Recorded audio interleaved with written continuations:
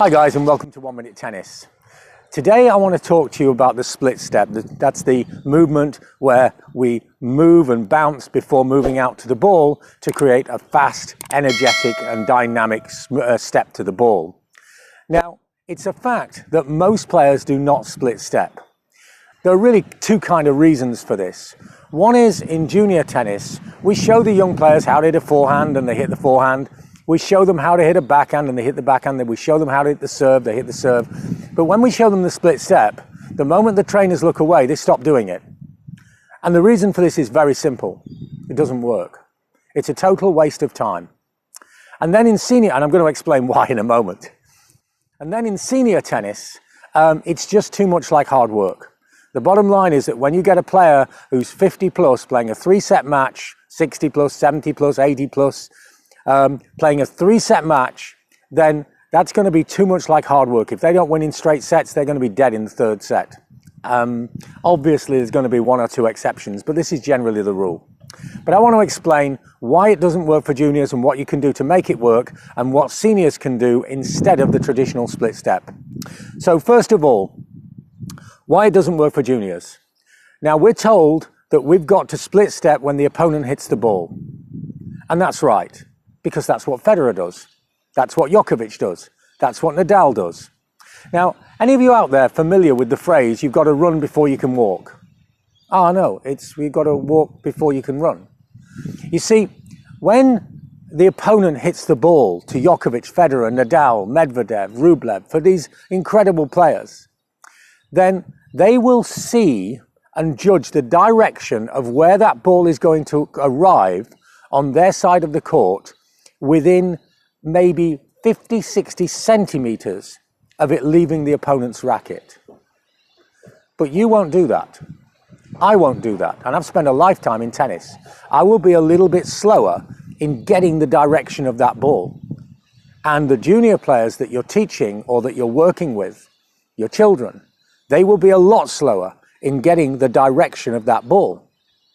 So Federer, Djokovic and the others will split step, see the direction and go.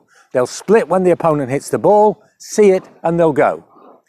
And the junior player will do exactly what they're told. They'll split step, have no idea where to go, wait and then step to the ball. And it's just harder work than just standing still. So what's the solution? Well, it's not complicated. What happens in life is that we walk before we can run. So I suggest that you, or for your players, you split step when the opponent hits the ball. Not so you're landing when the opponent hits the ball, but you begin the jump when the opponent hits the ball.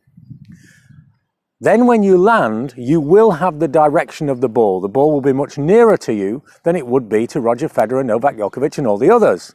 But you will have the direction, and so the landing won't be, so what do I do now and step? It will be land and move.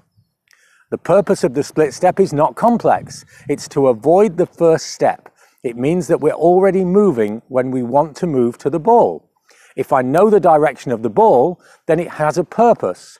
If I don't know the direction of the ball, it's less than useless. It's just an interference.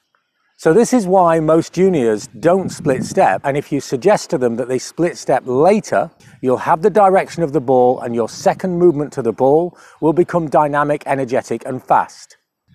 But the reverse engineering of this is very effective. Begin by split stepping much too late. Let the opponent hit the ball, split step and move. And now a little bit closer to when they hit the ball. The opponent hits the ball, you split their move. And now a little bit closer, the opponent's hitting the ball, you split, land and move. And you'll find your split step timing. But remember, we've got to walk before we can run. We don't run before we can walk. And yet everybody that I see on court and online keeps telling me that I should make the split step landing when the opponent is hitting the ball, because that's what Djokovic does. Sorry guys, Djokovic is better than me, and he's better than nearly everybody that's watching this video. So the split step timing has to be later, and then find yourself building up to the appropriate split step for you. If the split step, whatever the timing, becomes too much like hard work, then all I suggest is that you don't stand still. You need to be aware of what's happening on the court. And essentially, there are 5 situations that can happen when the opponent hits the ball. It comes to you, it goes short, it goes deep, it goes right, it goes left. There isn't anything else. So if you're an older player or not so fit and the opponent's hitting the ball, then look really hard, look for the information. And as they're hitting the ball, then think to yourself, I'm going to step to the right and I'm going to go. I'm going to step to the left, I'm going. Oh, this is looking fast, I'll step back. Or I'm going to step forwards. Not standing, waiting and moving, but looking, stepping and moving. So make sure that as the opponent hits the ball, you take a step, either backwards, forwards, left or right. It won't be as dynamic as the split step where we can use ground reaction force and bounce off the ground. But what it will do is it will avoid you standing still and making a ponderous and slow first movement. I hope this makes sense. Let us know in the comments section what your thoughts are on my unusual take on the split step and why nearly everybody doesn't use it when the pros do it on every single shot. Hope you enjoyed today's session. Thanks for watching. Don't forget to like, share, subscribe, and remember, if you need more help with your game, we do an online consultation. The information's below. See you next time for more unique tennis lessons that really work.